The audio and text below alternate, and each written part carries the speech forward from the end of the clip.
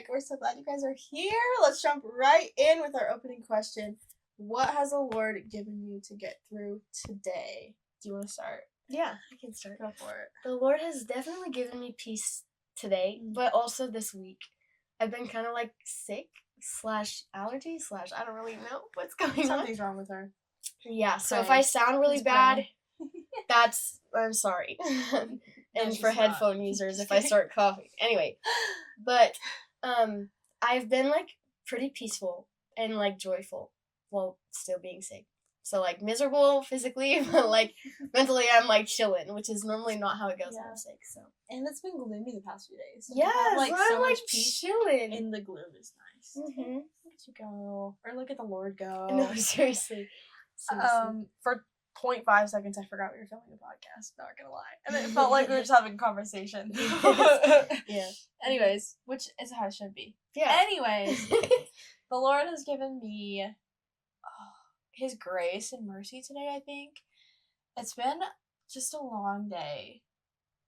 It's just been a long day, and I've got like so much stress around like all these things that I have to do, like literally tonight. And so like to sit down and film a podcast was the last of my thoughts. But like on the way here, just like talking to the Lord, like, okay, God, like what do you have for the podcast today? And it was just like grace after grace after grace of Him just being like, I just love you. I just want to hang out with you guys tonight. Like, it's gonna be great, you know. What is a scenario when you felt like you weren't good enough for some people? As we were thinking of this question, it was like, where can we pull from our own lives without like it being a current thing that we're going through type of a deal. So this was me in my junior year of high school, so 6 years ago. That makes you sound really old. You're not even that old. 6 years ago? Were you 15? I was 15. Yeah, you're 21. 6 years ago. Yeah. That's crazy. Like 6 years ago when I was a junior, my sophomore year I went into the choir and I just did like the basic level choir because I'd never done it before. Because I was homeschooled before going into high school. So I did the basic level choir sophomore year, and then junior year I auditioned for like the upper level choirs, and I got into 2 of them. I didn't get into one of them that was like the top tier. But it was just a hard choir anyway, so I was okay to be in those, at least the other 2. But it just felt like every time that I walked into the room, it was like I just wasn't like good enough to be in that room. Like I didn't belong is like how it felt. Like that was not the space I was supposed to be. And not for my musical talent. Like it wasn't even for my ability to sing or anything, because like to not sound conceited, like I know that I can sing and I knew that I could sing well, but like I wouldn't have gotten into that choir if I didn't know what I was doing. And like we had to read music to get into it and all these things. So I'm like, I obviously have the skill and I have the talent and the ability, but like in my mind, like my personality didn't line up to everybody else's, or I was too quiet to be in the room, or like I was one of the few Hispanics in the room. And so that my mind would always go to that of like I just literally don't belong here. And so I feel like that would be a scenario for me that I just like anytime that I walked into that room, even when I had really good friends in that room, like really good friends, I just still felt like I wasn't supposed to be there. Like I should be anywhere in the world but here, and here I am. So just hoping for the best, you know. Yeah. And obviously I got through and I loved it. I did it again senior year, but it was like imposter syndrome, like every single day. Yeah. But yeah, I think for me, mine's also like when I started high school, because I was homeschooled from like kindergarten until 8th grade. And so going into school, we like went midway through the year. So I was already like, well, I don't really know what I'm doing, but like we're going to make the best of it anyway. And then I wasn't really able to join any clubs or like do anything that most people do starting off high school because I was joining so late. And so I kind of felt like I was a step behind everyone anyway. And so having to like work through that was also really difficult, and trying to like everyone else had already started this class and like I had to catch up on all this homework and like all the different things with that was really hard to like catch up on. So that's definitely, I did not feel like I was in the right place, but eventually I found my footing. But like yeah. It was rough that first little while trying to figure it out. Yeah, and the reason that we asked that question was because like we went back and forth with like it, like we had a question. So if you've been here, we filmed 2 episodes before we even like launched So Wise, and those it's just so many issues with audio and editing, and like everything went wrong in the best way possible though, because like we have had the opportunity to like revisit those thoughts, and like we said some things. We filmed an episode on friendships, and we said some things that we were like, oh, like I have so much more to add to that, or like, oh, I don't know really how I felt about that, or whatever. Like it's very in our control, in our power type of a deal. And so we had a like icebreaker question that we had for that, and I was like, oh, we could just ask that question. We were both like, we could do that, or like you had an idea of like we could do like this thing or whatever. And then I was like, I feel like we should go deep for the sake of like this mini series that we're launching that's called Good Enough. Yeah. And today, like over the next 4 podcast episodes, I almost said 4 weeks, we're bi-weekly, but over the next 4 podcast episodes, we're going to talk about the concept of like, am I good enough for ... And today is, am I good enough for my friends?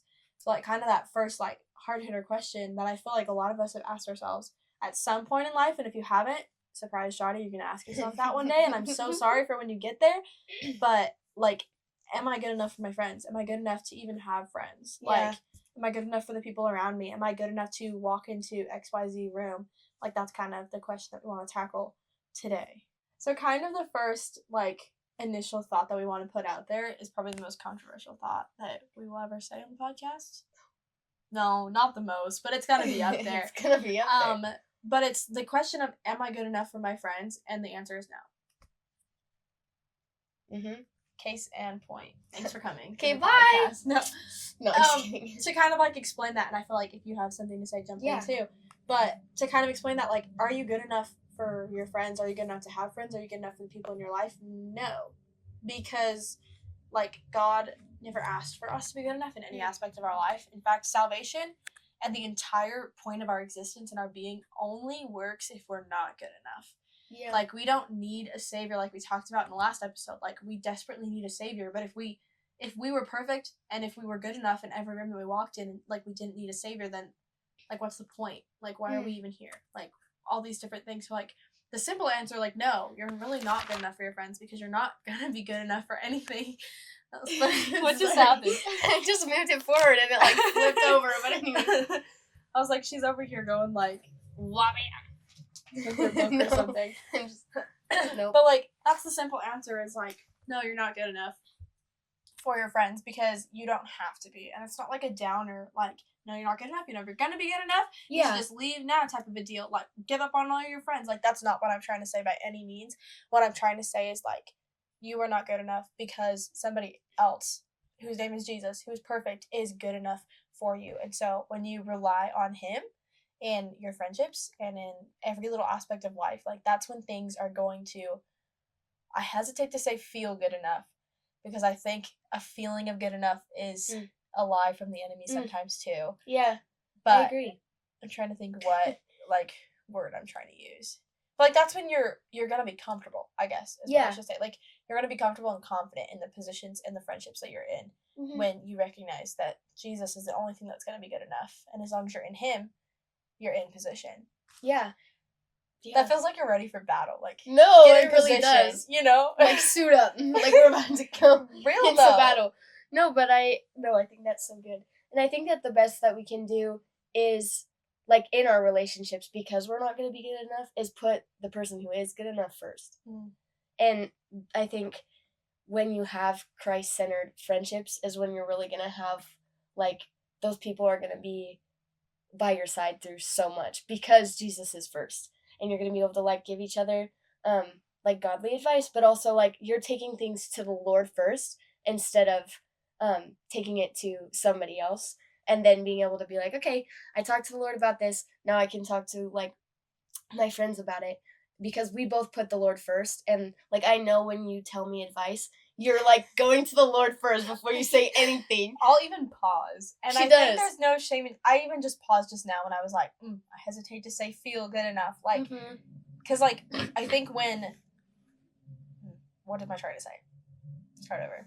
I think that when in friendships where you're going to find that, like, balance of being a friend and what it's like to love a friend is going to come from a place of you are in position with the Lord and this person's in position with you. Not to say that like a friendship with somebody who doesn't have the same beliefs as you isn't gonna work, Yeah. because it will, and we can probably touch on that in a second. But like cruising on that point of like when I am in the presence of the Lord and I'm seeking Him and His presence as my top priority over literally anything in life, and I think this would apply to a lot of categories. And when the other person is doing the same thing, like there's sound judgment, there's sound mind, there's sound confidence that like truthfully, I don't think in any point of our friendship have we ever come to a place of like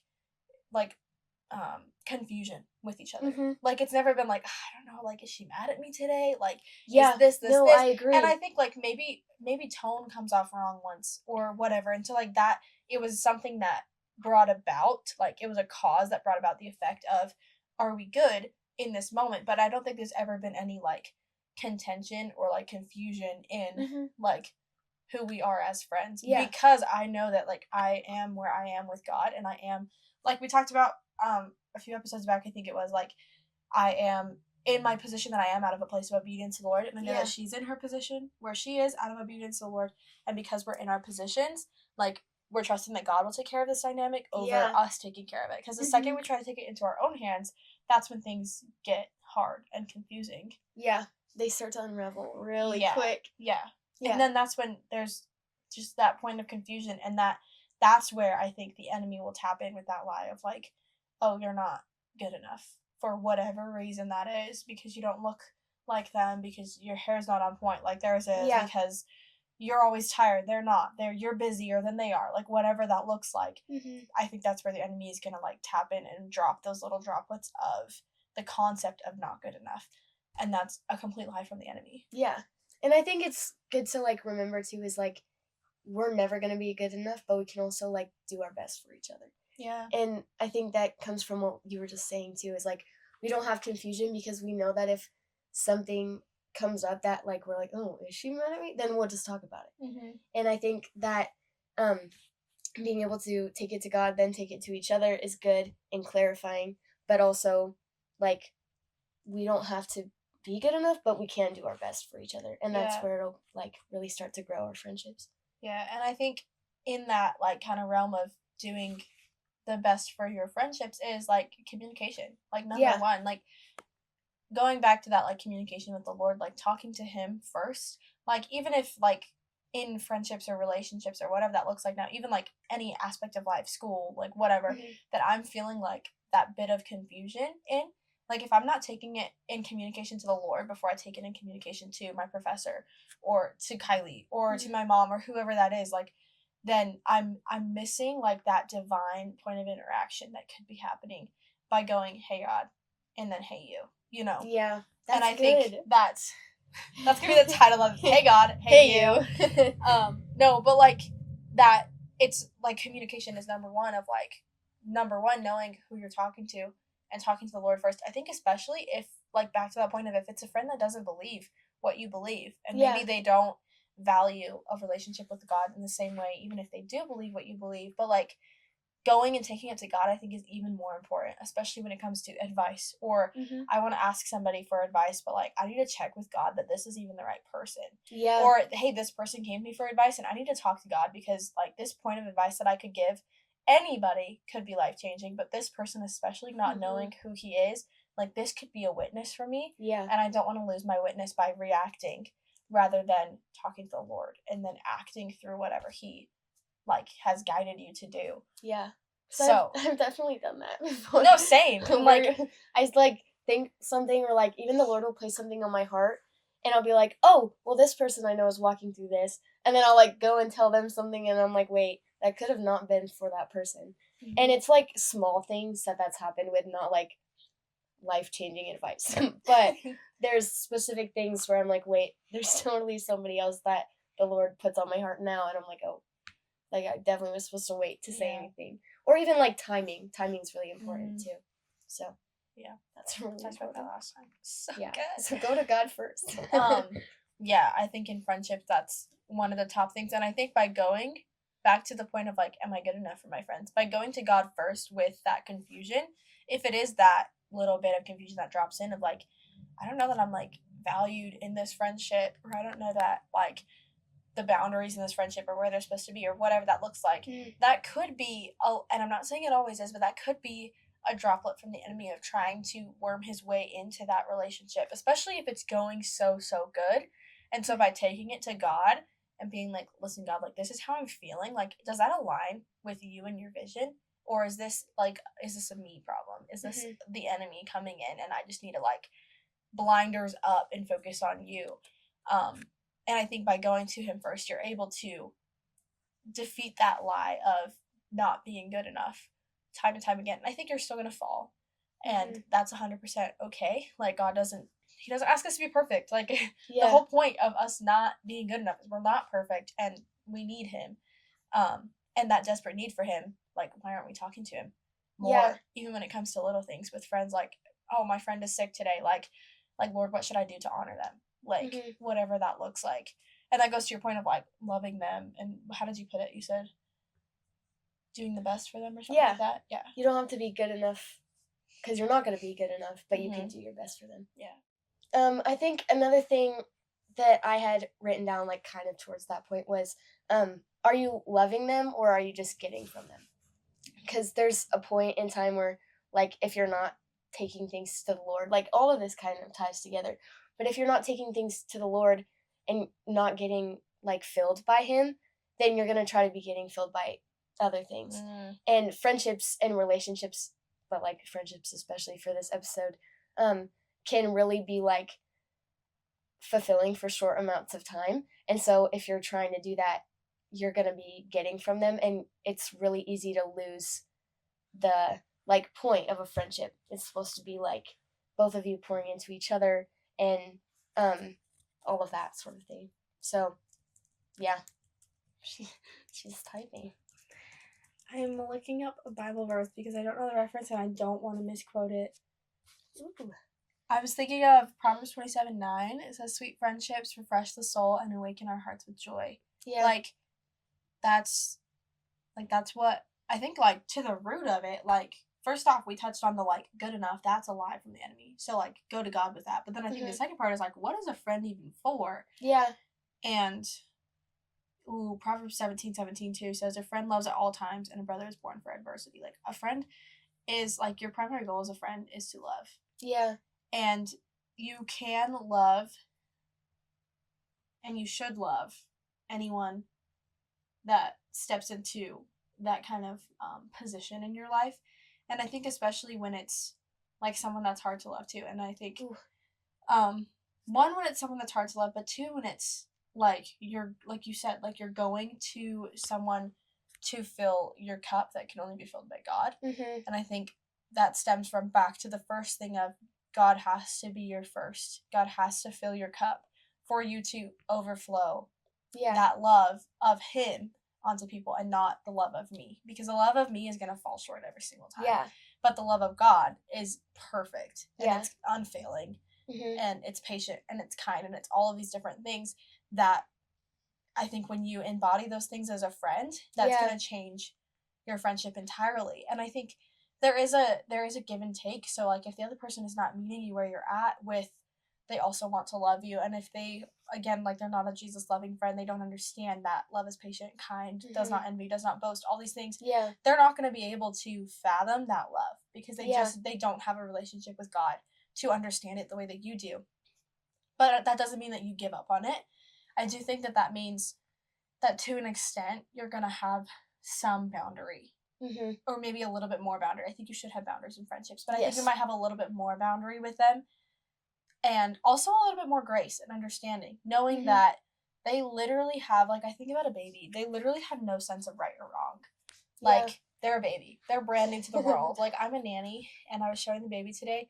I blew a bubble with gum. She's never seen that before in her entire life. And so for her, it was, like, the most terrifying thing. But she was so interested. She asked me to do it again and again and again. But every single time she was scared of it.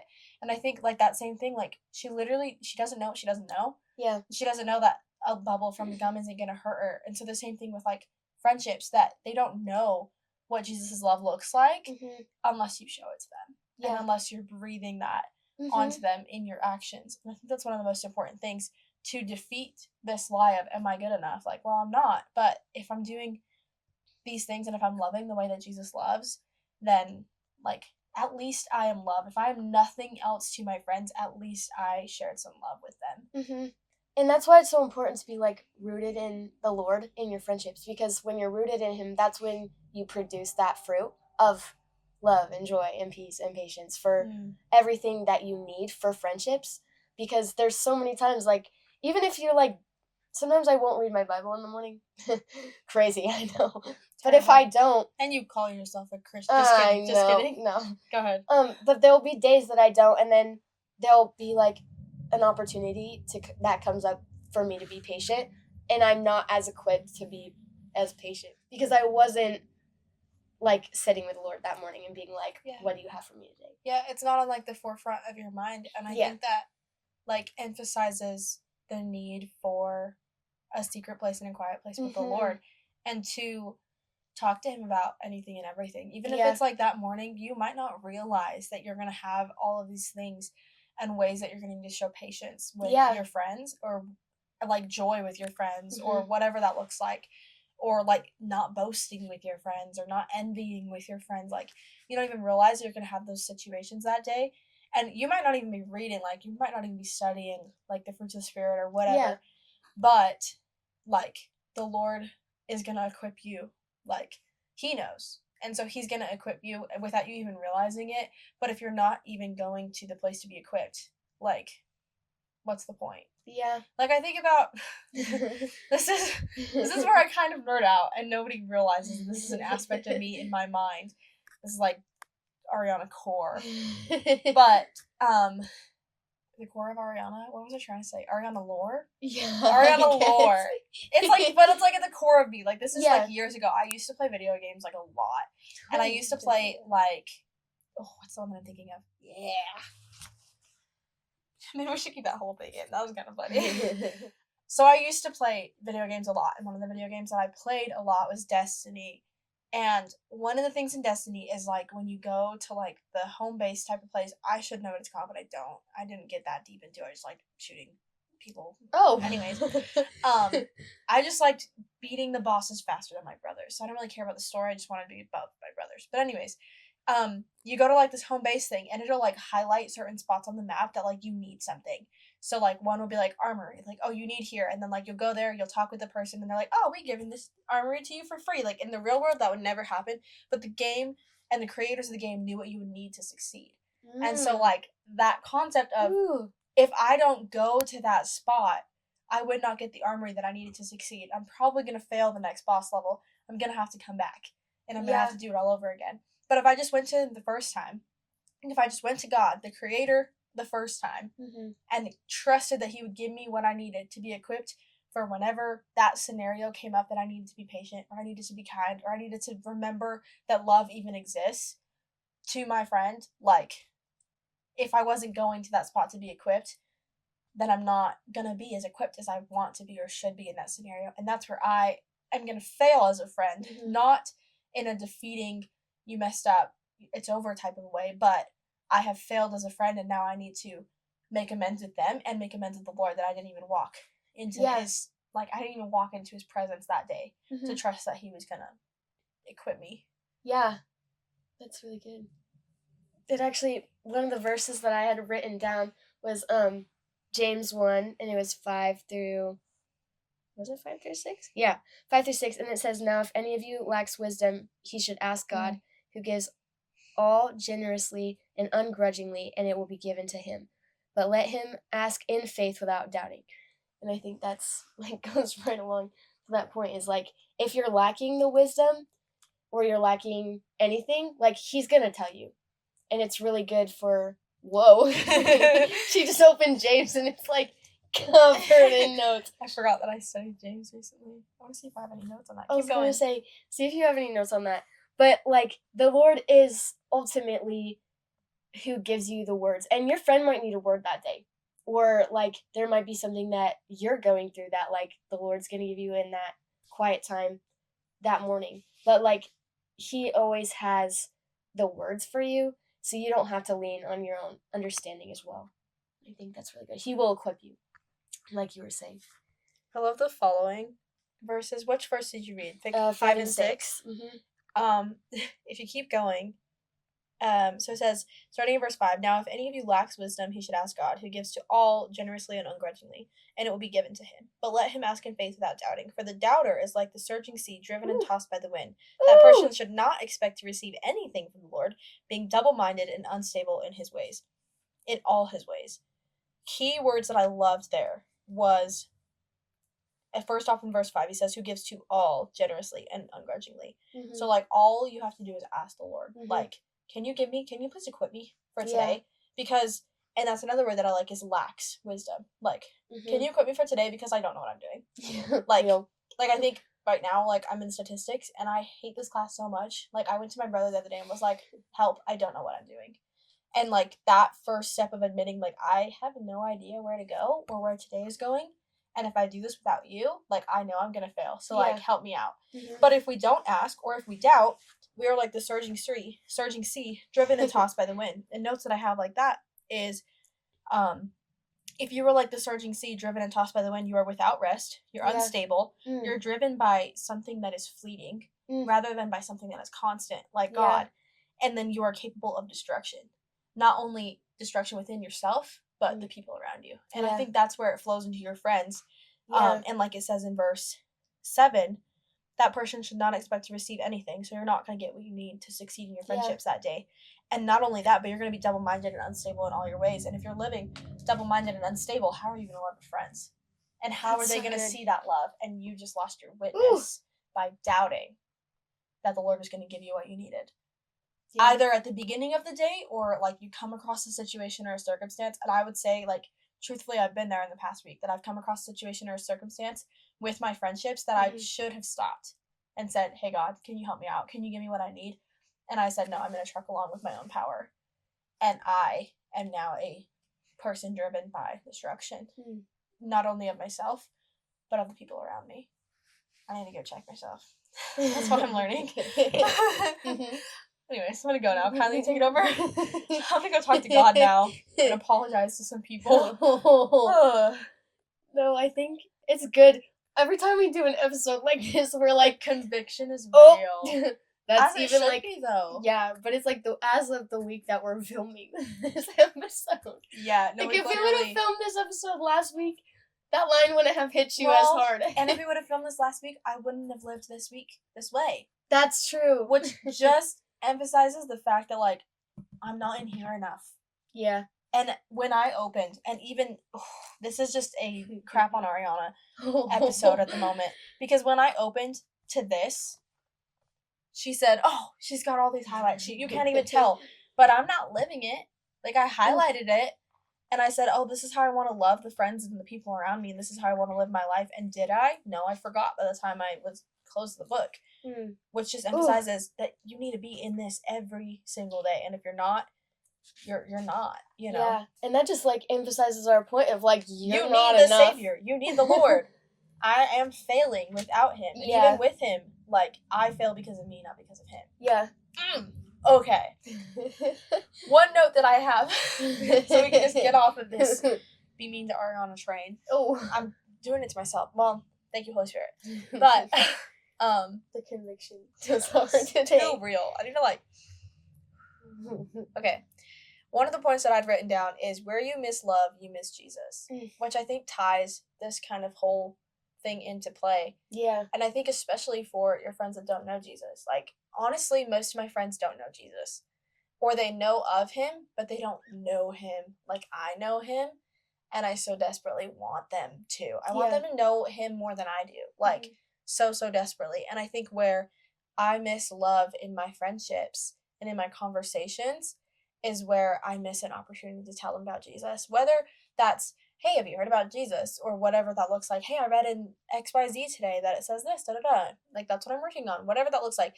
But it can also look like I'm literally just loving them. Like, I'm literally just patient. I'm literally just kind. Like, and that sounds simple, of being like, literally all you gotta do is be patient and kind and all these things. Yeah. But, like, that's the hardest task ever when you're doing it of your own power. And so I think you also, where you miss love, you miss Jesus, but also like, where you miss love, you miss Jesus, if that makes sense. Like, where you miss love, you miss Jesus towards people, but also where you are missing in love, you're missing Jesus in yourself. Like, it's a in That's so and then good. out. Back to that cup Yeah. thing. Like, who is filling my cup? Are my friends? If my friends are, then of course I'm going to fall every Yeah. single time. And of course I'm going to feel am I even good enough to be here every Yeah. single time? But if I'm from here down into them, totally different story. Mm-hmm. Yeah. Yeah. And if they're not reading their Bible about Jesus, then they could be reading you about Jesus. And so you need to be Okay. You need to be so careful with how you're walking your walk. And talking the talk. Yeah. Or not. Sometimes you just gotta shut Yeah. up. Dude, That was slow so to harsh. speak. We say No. so many harsh things in here, and it's like We hope you the enjoy. most loving, in the most loving way. Sometimes you just gotta shut up. This is how our Like- like counseling sessions go. Be Counseling? so for real. Not counseling. I'm not counseling. Mentoring. Mentoring. Sorry, I've couldn't mentored think of Kylie the right- for how many years? 2 years? 1 year? Has it only been one? I think it's been like 1.5, like almost. I've been mentoring Kylie for about a year and a half, probably. Yeah. And there are some days and I'm like like, the what are other you day doing? when she's like, I just can't put up with the crowd today because she just I woke was up like, from listen. a nap and she's like, I can't. I was like, listen, I just woke up from a nap. I'm not ready to deal with this. You just need to get over yourself. And I was like, is it really this deep? It wasn't that deep. It felt that deep, but it wasn't that deep. And I think that happens with our friendship sometimes too. Yeah. Honestly, Mhm. like, it feels like it's the end of the world yeah. if this friendship doesn't. Ooh. It feels like it's the end of the world if this friendship doesn't work out. But I think sometimes the Lord is letting the chaos and the storms happen to show you that you weren't even supposed to be there in that friendship in the first place, or in the now. And I think that, like, there's two things with that. One is, I think sometimes there's positions that we have just gotten ourselves into, and not to say that ixnay everything good that happened in a friendship, but I think that there's sometimes where the Lord has, like, just been face palming the entire time of, like, are you serious? I had so many signs, so many warnings that I gave you, and you still walked into this friendship. I'm going to give you some fruit, and then I'm going to pull you out of this because you're not supposed to be here forever. Yeah. But then there's also the, like, that season was the season that it was supposed to be, and he desired that friend for you. He desired that friend for you for that season, and that is so awesome, and there's so much fruit, and all of these things to be taken from that, so many lessons to be learned, all the things. But then a season comes to an end, and it's okay for that season to come to an end because the Lord is sovereign. Yeah. And we can trust in him. And the second that we doubt, we're unwavering once again. Yeah. And his plans are better. So when So one much season better. ends, just So be much excited better. because the next one's coming. It's like a TV show. Honestly, though, it's like when a character leaves a TV show and you're like, oh, this is going to be so hard. And then they bring in, like, this new person and you're like, oh my gosh, I actually love them. But you're hesitant at first. Like, Yeah. you never love them right off the bat. Mm-mm. You're a little hesitant, but you learn to grow.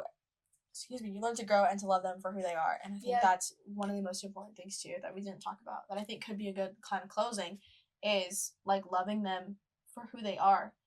And, in turn, asking the Lord to help them to love you for who you are. Because in a friendship, you should not have to change who you are. Yeah. And I think, again, that's where the am I good enough comes in. And I think that's after the am I good enough comes in and after it sets. Because I think if you let that am I good enough for this person, this friendship, this friend group, this class, this whatever it is. Yeah. I think once that sets in, then that's when you start to make changes to fit in. And I don't think that the Lord... I know that the Lord doesn't want you to make any changes outside of your person that he has created you to be, so long as you are living in love. Like, when you are living in love, you should not have to change who you are. You should not have to change your appearance, your morals, your personality, all of these things for other people. And that applies to relationships, friendships, everything, I think. But as long as you are walking in love, I think the Lord will let those things fall into place. Like, I can think of some friendships that I'm the loudest one in the room, and some friendships that I'm the quietest one in the room. And that's not me changing my personality for them. That is me adapting out of love to the people that I'm around, and Yeah. learning that, hey, this group of friends, like, it's actually okay for me to step back. It's okay for me to sit back, let them talk, let them jive, and I'm just happy to be here. Yeah. And there's some friendships where it's like I drive the friend group, and like the Lord has given me those personalities and that adaptability for the reason of I get to love these people differently. Mhm. And I think that's so Adaptability cool. but not change. Yeah. Which is really good. And I think it honestly takes such a big burden off that you Yeah. could be carrying. Because if you have to be good enough, like, that's also so much on you. That's so much pressure. And For being why? like, well, what if I, like, forget that, like, I talk like this or, like, act like this when I'm with Mhm. this person and I, like, slip up or, like, you know? Yeah. Like, there's so much pressure when you do that to have to be this specific person that you've created yourself to be around them that, like, you really just don't need to carry that. Yeah. There's so many TV shows. I've made way too many references. But there are so many TV shows that, like, a character is intentionally trying to be somebody else. Mm. And they've got this whole facade built up. And it never works out. Like, Yeah. it always crashes and burns. And there's Mhm. always someone who would have loved the original if they would have just walked into the room as the original. And not as this facade and this image that they built up for themselves. Yeah. So, like, take the pressure off. 1, take the pressure off. 2, talk to the Lord. Yeah. 3, it's not that deep as long as you're loving them. Yeah. Like, just love the people around you and trust that the Lord will weed and will prune and will take care of you and all of your people. And, like, they'll be fine. Yeah. And that sounds like such a simple... See, again, I'm harsh with it sometimes. No. Like, but that sounds like such a simple, like, but I feel like this. And I'm just like, well, it's not that deep. But, like, it really isn't. Like, when it comes down to it, the people that surround you are not going to get you to heaven. Love is going to get you to heaven. Yeah. Because of God. Yeah. Not because of people. Yeah. So, like, when it comes down to it as a heart issue and as a heaven issue, like, I am more concerned with loving people because that's what God has called me to do than whatever else my friends are asking me to do. You have a challenge? Do I have a challenge? We have a challenge. We do. It's going to come to us. We're Holy going to ask the Spirit. Lord. Please hold. We're back. Here's our challenge for you. Brief intermission. Very, very brief. But anyways, we have to talk to God. When I think about friendships and the concept of being good enough for your friends, the first people that I kind of think about are the disciples. All of them came from very different walks of life. And, like, Jesus himself should not have been associated with them. Like, in this time, it was so bad to be associated with tax collectors and sinners and fishermen, like the lowest of the low people. And Jesus called each one of them with purpose and intention. But the person that came to mind was Matthew. In Matthew 9, starting at verse 9, it says, as Jesus went on from there, he saw a man named Matthew sitting in the tax office, and he said to him, follow me. And he got up and followed him. So a person that he's not supposed to be around, first off, he invites him to come and have a seat with him and to follow him. And right away, he got up. And then it says in verse 10, while he was reclining at the table in the house, this is Jesus, many tax collectors and sinners came to eat with Jesus and his disciples. When the Pharisees saw this, they asked his disciples, why does your teacher eat with tax collectors and sinners? Now when he heard this, he said, it is not those who are well who need a doctor, but those who are sick. Go and learn what this means. I desire mercy and not sacrifice, for I didn't come to call the righteous, but sinners. So my challenge for you guys, to tie this all in, I promise it's going to make sense. You're probably a little lost too. My challenge for you guys this week is to step out of the am I good enough for my friends and step into the mindset of looking for someone who might be thinking that. Like, look for someone in your life who, and ask the Lord, talk to the Lord first, don't make assumptions, but ask the Lord, like, who in my life feels like they're not good enough to have a seat at my table? Because I'm sure Matthew felt like that some days, and I'm sure the other disciples had their moments where they were like, Matthew? Like, you picked him of all people. Like, he was banging on my door for taxes not a year ago, like, whatever, you know. Like, I'm sure he had his moments. In this moment, he followed him, but I'm sure he had his moments of doubting. And so, in your season now, whether you're feeling the am I good enough for my friends, or whether you're not feeling that, you're like, actually, I'm really confident where I am in my friendships, I want you to look for the Matthew. Look for the person that shouldn't belong at your table, but has a seat because of Jesus. And invite them in. Oh, that's really good. Thanks for listening, guys. Thanks for watching our a little bit chaotic of a podcast episode. Yeah. Sorry for all my references. If you haven't played Destiny, go look it up. It's a great game. This is fun. This was so fun. We're so glad you guys are here. Thank you for supporting us Yes. in this. It's been really cool to see how God has been growing and using this podcast, and Yeah. I just have so much expectation as we keep going. So thank you for being here. This wouldn't be possible without you guys. So We appreciate you. And smash that subscribe button. Just No. kidding. Sure to at least 5 people if you love Jesus. No, I'm just kidding. No, Don't do that. but yeah, just try out that challenge. Try to invite somebody to your table who you feel like maybe they feel like they don't fit in, Mhm. but they do because they have a seat with the Lord, and Yeah. the Lord is with you. So Yeah. period. Mhm. Anyways, Yeah. love you so. Thanks for watching. Bye. Bye.